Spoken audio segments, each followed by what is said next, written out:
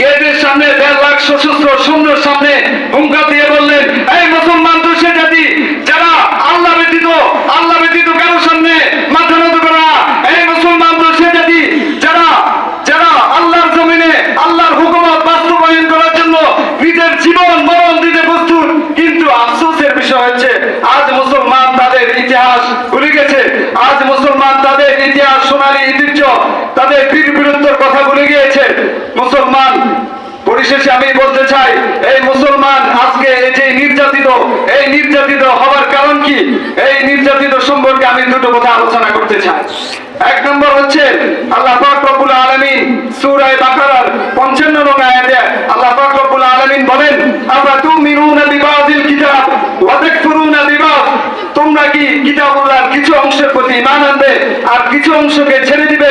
যে অংশগুলা মানলে তোমাদের স্বার্থে আঘাত হয়, তোমাদের স্বার্থে কাজে আসে, সে অংশগুলো তোমরা মানবে, আর যে অংশগুলো তোমরা গ্রহণ করলে তোমাদের নেতাদের সাথে তোমাদের সম্পর্ক ছিন্ন হবে, যে অংশ গ্রহণ করলে তোমাদের লাভ হবে, যে অংশ গ্রহণ করলে তোমাদের স্বার্থে আঘাত হবে, তা তোমরা যদি এরকম যে অংশ গ্রহণ করলে তোমাদের স্বার্থে লাভ হবে সেগুলোর প্রতি তোমরা ঈমান আনবে, আর যেগুলো গ্রহণ করলে তোমাদের সম্পর্ক ছিন্ন হবে সেগুলো তোমরা ছেড়ে দিবে। তাহলে শুনো মুসলমান, তোমাদের কি হবে?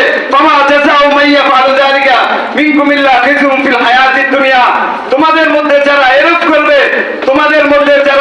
করবে তাদের দুনিয়াতে একমাত্র শাস্তি হচ্ছে তাদের লাঞ্ছনা ছাড়া আর কিছুই হতে পারে না।